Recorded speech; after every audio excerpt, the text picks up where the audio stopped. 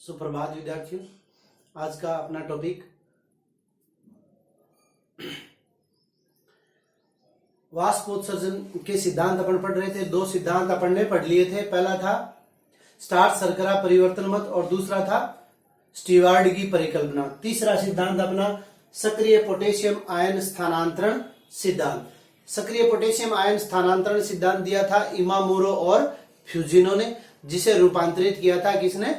Levitt ने। ये अपने पहले तक पढ़ चुके हैं। आज इस सिद्धांत को अपने पढ़ना है, सक्रिय पोटेशियम आयन स्थानांतरण सिद्धांत। सक्रिय पोटेशियम आयन स्थानांतरण सिद्धांत क्या है? क्या होता है? दिन और रात्रि में अलग अलग क्रियाएं होती है। ठीक है, दिन में क्या होगा? द्वार कोशिकाओं में मेलिक अम्ल का निर्माण होता है। प्रकाश की उपस्थिति में द्वार कोशिकाओं में मेलिक अम्ल का निर्माण होता है और यह मेलिक अम्ल जो है वो वियोजित हो जाता है किसमें? मेलेट और हाइड्रोजन आयन में। ठीक है, मेलिक अम्ल का निर्माण होगा। मेलिक अम्ल जो है वो वियोजित या यूं कहें कि टूट जाएगा किसमें? मेलिक अम्ल और हाइड्रोजन आयन में। और फिर क्या होगा? सहायक कोशिकाओं से पोटेशियम आयन जो है वो द्वार कोशिकाओं में प्रवेश करेंगे। सहायक कोशिकाओं में पोटेशियम आयन उपस्थित है, वो पोटेशियम आयन कहां प्रवेश करेंगे? द्वार कोशिकाओं में प्रवेश करेंगे और आयनों का संतुलन बना रहने के लिए हाइड्रोजन आयन जो है वो वहां से द्वार कोशिकाओं से सहायक कोशिकाओं में आ जाएंगे। जैसे ही पोटेशियम आयन द्वार कोशिकाओं में आते हैं तो मेलिक अम्ल का मेलेट जो है वो उससे क्रिया करके पोटेशियम मेलेट का निर्माण कर लेता है। अब पोटेशियम मेलेट क्या है? एक यौगिक है और इसका निर्माण होने के कारण और ये जल में घुलनशील है। ठीक है, तो इसके कारण क्या होगा कि द्वार कोशिकाओं की सांद्रता में बढ़ोतरी हो जाएगी और द्वार कोशिकाओं की सांद्रता में बढ़ोतरी हो जाएगी, रंध्र क्या हो जाएंगे? खुल जाएंगे। कैसे? अब इस बात को आप समझिए। जैसे ये एक कोशिका है और ये दूसरी कोशिका है, इसको अपन नाम दे देते हैं ए और इसको नाम दे देते हैं बी। ठीक है, अब जैसे ही मान लीजिए बी कोशिका की सांद्रता में बढ़ोतरी होती है, यहां मान लेते हैं इनकी सांद्रता दोनों की क्या है? XX है। ठीक है, यहां जैसे इसकी सांद्रता होती है 2x। ठीक है, अब 2x सांद्रता होगी तो अपन ने पादप जल संबंध पढ़ा था, आप लोगों को याद होगा। अति पराशरी विलयन, अल्प पराशरी विलयन और समपराशरी विलयन। पहले ये दोनों कोशिकाएं क्या थी? समपराशरी थी। अब ये कोशिका क्या होगी? अति पराशरी होगी। ठीक है, अति पराशरी होने के कारण अब क्या होगा? परासरण की क्रिया होगी और परासरण की क्रिया से कम सांद्रता से अधिक सांद्रता की तरफ क्या होगा? पदार्थों का प्रवाह होगा। ठीक है, अब जब इस कोशिका में पदार्थ अधिक मात्रा में आ गए तो ये कोशिका क्या हो जाएगी? स्फीत अवस्था में आ जाएगी। तो ये अब इस टॉपिक को समझिए कि द्वार कोशिका की पोटेशियम मेलेट बनने के कारण जल में घुलनशील होगा और जल में घुलनशील होने के कारण क्या हो जाएगा? द्वार कोशिकाओं की सांद्रता में बढ़ोतरी हो जाएगी और जैसे ही द्वार कोशिकाओं की सांद्रता में बढ़ोतरी होती है क्या होगा? सहायक कोशिकाओं से जल जो है वो द्वार कोशिकाओं में प्रवेश करेगा और द्वार कोशिकाओं में प्रवेश करने पर उनकी स्फीत्यता में बढ़ोतरी हो जाएगी या वो कोशिका स्फीत अवस्था में आ जाएगी। कौन सी? द्वार कोशिका। और इसके कारण रंध्र क्या हो जाएंगे? खुल जाएंगे। अब इसका उल्टा रात्रि में क्या होता है? आप लोग जानते हो रात्रि में प्रकाश उपस्थित नहीं होता है और प्रकाश के अनुपस्थित होने के कारण प्रकाश संश्लेषण क्या हो जाएगा? बंद हो जाएगा। प्रकाश संश्लेषण बंद होने के कारण क्या होगा? CO2 की सांद्रता में बढ़ोतरी होगी। CO2 की सांद्रता में बढ़ोतरी होने के कारण क्या होगा? CO2 की उपस्थिति में एब्सिसिक अम्ल जो है वो सक्रिय हो जाएगा। कौन? एब्सिसिक अम्ल, ABA हार्मोन है ये, वो क्या हो जाएगा? सक्रिय हो जाएगा और इस हार्मोन के सक्रिय होने के कारण जो दिन के समय द्वार कोशिकाओं में पोटेशियम आयन प्रवेश किया था वो पोटेशियम आयन वापस कहां चला जाएगा? सहायक कोशिकाओं में चला जाएगा और पोटेशियम आयन के सहायक कोशिकाओं में जाने के कारण क्या होगा? द्वार कोशिकाओं की सांद्रता में कमी आ जाएगी और द्वार कोशिकाओं की सांद्रता में कमी आ गई यानी इस कोशिका की सांद्रता में क्या होगी? बढ़ोतरी होगी तो जल का परिवहन क्या होगा? इस दिशा में हो जाएगा। ठीक है, यानी द्वार कोशिकाओं से सहायक कोशिकाओं में। तो क्या होगा? बहिपरासरण की क्रिया हुई यहाँ पे और बहिपरासरण की क्रिया होने से द्वार कोशिकाएं क्या होगी? द्वार कोशिकाएं सलथ अवस्था में आ गई और सलथ अवस्था में आने का मतलब वो पिचक गई। स्फीत अवस्था के अंदर आने का मतलब फैलना और सलत का मतलब पिचकना, पिचक गई तो क्या हुआ, रंध्र बंद हो गए। तो ये अब तक का रंध्रों के खुलने एवं बंद होने के सिद्धांत का सर्वमान्य सिद्धांत है, इसको आप ध्यान में रखेंगे। ठीक है, अगला अपना टॉपिक है वाष्पोत्सर्जन को प्रभावित करने वाले कारक। क्या है, वाष्पोत्सर्जन को प्रभावित करने वाले कारक। दो कारक हैं, बाह्य कारक और आंतरिक कारक। बाह्य कारक में सबसे पहले अपन देखते हैं प्रकाश। तो आप लोग जानते हो कि प्रकाश की उपस्थिति में क्या होता है, रंध्र खुलते हैं, और रंध्र खुलेंगे तभी क्या होगा, वाष्पोत्सर्जन की क्रिया होगी। रात्रि में अंधकार के समय जब प्रकाश की उपस्थिति नहीं होती है, रंध्र बंद रहते हैं, तो प्रकाश संश्लेषण की क्रिया भी क्या हो जाएगी, बंद हो जाएगी। दूसरा वायु, आप लोग जानते हैं वाष्पोत्सर्जन किसे कहते हैं, जल की वाष्प के रूप में हानि। ठीक है, जल की वाष्प के रूप में हानि। अब अगर वायु की मात्रा अधिक है, वायु चलेगी, हवा चलेगी, ठीक है, तो वो क्या करेगी, जो वाष्पोत्सर्जन की क्रिया होती है, यानी जो वाष्प बाहर निकलती है पत्तियों के द्वारा, उस वाष्प को वायु उड़ाकर ले जाती है। उड़ाकर ले जाएगी तो क्या होगा, पत्तियां और ज्यादा वाष्पोत्सर्जन की क्रिया करेगी। अर्थात वायु की गति जितनी अधिक होगी, वाष्पोत्सर्जन की क्रिया भी उतनी ही अधिक होगी। वायु मंद है या नहीं चल रही है, तो वाष्पोत्सर्जन की क्रिया भी क्या हो जाएगी, मंद हो जाएगी। तीसरा कारक है मृदा में प्राप्य जल की मात्रा।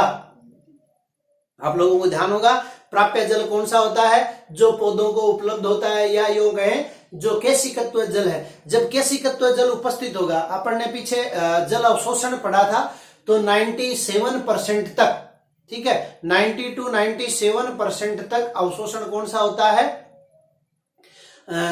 निष्क्रिय जल अवशोषण होता है। ठीक है, तो निष्क्रिय जल अवशोषण कब होगा, जब पर्याप्त मात्रा में जल उपस्थित होगा। ठीक है, अब पर्याप्त मात्रा में जल उपस्थित है तभी क्या होगा, अवशोषण होगा, और फिर रसारोहण होगा, और तभी क्या होगा, वाष्पोत्सर्जन होगा।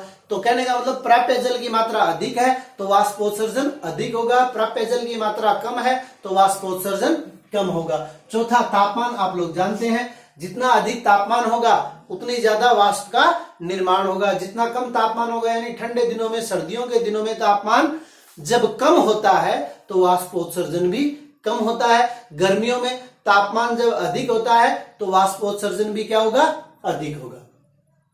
आंतरिक कारक, दूसरा कारक है वाष्पोत्सर्जन को प्रभावित करने वाले दो कारक बताए आपको, पहला बाह्य, दूसरा आंतरिक।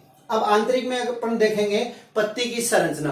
तो अपन ने इसी चैप्टर में पीछे डिस्कस किया था कि रंध्रों की उपस्थिति के आधार पर पर्ण जो है वो 3 प्रकार की होती है। कौन कौन सी आप लोगों को याद होगा, अधोरंध्री, अधिरंध्री और ऊपरी रंध्री या अधिरंध्री, अधोरंध्री या निचली रंध्री, और समद्विपार्श्विक यानी समान प्रकार के रंध्र दोनों तरफ होंगे। तो रंध्र जितने ज्यादा होंगे उतना ही ज्यादा क्या होगा, वाष्पोत्सर्जन की क्रिया होगी। और रंध्र निचली सतह पे है तो क्या होगा, ऊपरी सतह से प्रकाश मिल रहा है, रंध्र कहाँ है, निचली सतह पे, ठीक है, तो वाष्पोत्सर्जन क्या होगा, कम होगा। ऊपरी सतह पर रंध्र है, ऊपर से ही प्रकाश मिल रहा है तो क्या होगा, वाष्पोत्सर्जन अधिक होगा। अर्थात हम कह सकते हैं कि पत्ती की जो संरचना है वो क्या करती है, वाष्पोत्सर्जन की क्रिया को प्रभावित करती है। दूसरा मूल परोह का अनुपात। तो आप लोग जानते हैं परोह किसे कहते हैं, पादप का वह भाग जो मृदा से बाहर स्थित होता है परोह कहलाता है, या पादप के वायवीय भाग को हम क्या कहते हैं, परोह कहते हैं। ठीक है, और जो भूमिगत भाग होता है उसको क्या कहते हैं, मूल कहते हैं। अब मूल कितनी गहरी है, कितनी लंबाई की है, परोह भाग कितना लंबा है या कितना छोटा है। अर्थात यूं कह सकते हैं कि जो जड़ और तना है, ठीक है, या वायवीय भाग है, उन दोनों का अनुपात कितना है। अगर यह अनुपात ज्यादा होगा, अर्थात जड़ छोटी होगी, तना लंबा होगा, क्या होगा, वाष्पोत्सर्जन कम होगा। जड़ें भी गहरी होंगी और तना भी काफी लंबा होगा, दोनों समान अनुपात में होंगे तो वाष्पोत्सर्जन अधिक होगा। ठीक है, तो यह है मूल परोह का अनुपात जो कि आंतरिक संरचना के अंतर्गत आता है। और पत्ती का द्विक विन्यास, पत्ती किस प्रकार की है, 2 प्रकार की पर्णें होती है, अपन जानते हैं, पृष्ठाधारी और समद्विपार्श्विक। समद्विपार्श्विक का मतलब इस प्रकार से पत्ती लगी हुई है जिसके दोनों ओर समान प्रकाश मिलता है और या समान तापमान में वो रहती है, यानी ऊपर और निचली सतह नहीं होती है। तो क्या होगा, उसमें वाष्पोत्सर्जन की दर भी जो है वो समान बनी हुई रहेगी। जबकि पृष्ठाधारी पर्यावरण में एक तरफ प्रकाश अधिक मिलता है, दूसरी तरफ प्रकाश कम मिलता है, तो उसके अंदर भी उसी हिसाब से वाष्पोत्सर्जन की दर में कमी या बढ़ोतरी होती रहती है। ये हो गए अपने वाष्पोत्सर्जन को प्रभावित करने वाले कारक। उसके बाद में है वाष्पोत्सर्जन का महत्व। तो विद्यार्थियों ध्यान में रखना, वाष्पोत्सर्जन पादपों में क्या है, पादपों में होने वाली एक आवश्यक बुराई है। वाष्पोत्सर्जन क्या है, आवश्यक बुराई है। हम क्या कह रहे हैं, बुराई, क्योंकि पादप जितना जल अवशोषित करते हैं उसका केवल कुछ भाग ही क्या करते हैं, वो अपनी जैविक क्रियाओं में काम में लेते हैं और अधिकांश जल को वाष्पोत्सर्जन के द्वारा निष्कासित कर देते हैं या उसका ह्रास हो जाता है। ठीक है, तो वाष्पोत्सर्जन क्या है, एक आवश्यक बुराई है। अब मैं बुराई भी कह रहा हूं और क्या कह रहा हूं, आवश्यक भी है। आवश्यक क्यों है, तो आप लोग जानते हो, इनको पॉइंट वाइज भी अपन लिख सकते हैं कि वाष्पोत्सर्जन होगा, पहला पॉइंट क्या हो जाएगा कि वाष्पोत्सर्जन होगा तभी क्या होगा, अपन ने पढ़ा था 90 से 97% जल अवशोषण तभी होता है। तो वाष्पोत्सर्जन होगा तभी क्या होगा, जल अवशोषण होगा। वाष्पोत्सर्जन होगा तभी क्या होगा, रसारोहण की क्रिया होगी। रसारोहण का मतलब पीछे पढ़ के आ चुके हैं, जल का जड़ों से पत्तियों तक पहुंचना, और पत्तियां फिर क्या करेंगी, प्रकाश संश्लेषण की क्रिया करेगी। तो वाष्पोत्सर्जन होगा तभी क्या होगा, प्रकाश संश्लेषण होगा या रसारोहण होगा, जल अवशोषण होगा। और अगला जो चैप्टर है अपना खनिज अवशोषण, ठीक है, मिनरल न्यूट्रिशन। खनिज लवणों का अवशोषण भी कब होगा, जब वाष्पोत्सर्जन की क्रिया होगी तभी क्या होगा, खनिज लवणों का अवशोषण होगा। और वाष्पोत्सर्जन के द्वारा ही क्या होता है, तापमान को समान स्थिति में बनाए रखा जाता है। हम पेड़ों के नीचे जाके बैठते हैं, क्या होता है, हमें ठंडक अनुभव होती है, गर्मी में भी, ठीक है, पेड़ों के नीचे ठंडक का अनुभव होता है। तो उसका कारण क्या है, वाष्पोत्सर्जन, अर्थात ये तापमान को समान बनाए रखने का काम करता है। इसके अलावा पादपों में जो अतिरिक्त जल की मात्रा होती है उसका भी निष्कासन वाष्पोत्सर्जन के द्वारा कर दिया जाता है। ठीक है, ये हो गया वाष्पोत्सर्जन का महत्व है। अब दो छोटे छोटे टॉपिक है अपने, एक बिंदु स्राव और एक रस स्राव। बिंदु स्राव क्या है कि कुछ पादपों में, ठीक है, कुछ पादपों में पत्तियों के जो मार्जिन्स होते हैं, किनारे होते हैं, ठीक है, उनके द्वारा जैसे आलू, अरबी, ब्रायोफिलम, इनकी पत्तियों के जो किनारे हैं, मार्जिन्स है, उनके द्वारा जल की छोटी छोटी बूंदों के रूप में हानि। आप लोग सुबह सुबह अर्ली इन द मॉर्निंग अगर मॉर्निंग वॉक करते हैं तो आप लोग देखते हैं, अगर दूब के ऊपर आप चलोगे तो आपको दूब गीली महसूस होगी, अर्थात दूब के द्वारा भी क्या होता है, बिंदु स्राव की क्रिया होती है। उनके जो किनारे हैं उनके ऊपर आप छोटी छोटी जल की बूंद देखेंगे। ठीक है, तो अतिरिक्त जो जल की मात्रा होती है उस जल की मात्रा का बूंदों के रूप में निष्कासन या स्राव क्या कहलाता है, बिंदु स्राव। और यह क्रिया जो है वो जल रंध्रों के द्वारा होती है। किसके द्वारा, जल रंध्रों के द्वारा। वाष्पोत्सर्जन किसके द्वारा हो रहा था, सामान्य रंध्रों के द्वारा। बिंदु स्राव की क्रिया किससे हो रही है, जल रंध्रों के द्वारा। और ये जल रंध्र मृदुतक कोशिकाओं के एक आवरण के द्वारा आस्तरित रहते हैं या नीचे रहते हैं, और उसको एपिथेम कोशिकाएं कहते हैं। एक चीज और ध्यान में रखना है कि वाष्पोत्सर्जन में जो जल का निष्कासन होता है वो वाष्प के रूप में होता है, तो यानी वो शुद्ध स्राव होगा। ठीक है, जबकि बिंदु स्राव के अंतर्गत जल के रूप में हानि हो रही है, तो वो जल अशुद्ध हो सकता है, उसमें कुछ खनिज लवण वगैरह घुले हुए हो सकते हैं। लास्ट क्रिया अपनी रस स्राव। कुछ पादप ऐसे होते हैं जिनमें विभिन्न प्रकार के रसों का निर्माण होता है, या यूं कहेंगे जो सेल सैप है, कोशिका रस है, रिक्तिकाओं में भरे हुए पदार्थ को अपन क्या कहते हैं, कोशिका रस। जैसे आंख आप लोग देखते हो, तो आंख के अगर अपन कट लगाते हो तो उसमें लेटेक्स दूध जैसा पदार्थ स्रावित होता है। ताड़ी दक्षिण भारत में एक पेय पदार्थ के रूप में काम में लिया जाता है। या आप लोगों को ध्यान में है, रबड़ किससे प्राप्त होता है, हेविया ब्रांसेलियसिस नामक पादप से। तो उन पादपों में जब हम कट लगा देते हैं तो उनके जो रिक्तिकाएं हैं वो टूट जाती है और उनसे विभिन्न प्रकार के रस का स्राव होता है। रबड़ के पादप के स्राव से रबर बनाया जाता है। ताड़ी के पादप से एक एल्कोहलिक पेय पदार्थ होता है ताड़ी, वो प्राप्त किया जाता है। और आक, कनेर वगैरह आप लोग जानते हैं, इनसे दूध के समान पदार्थ बाहर निकलता है जिसे लेटेक्स कहते हैं। तो यह क्रिया कौन सी है? रस स्राव। और इसी के साथ अपना ये चैप्टर जो है वो समाप्त होता है। धन्यवाद।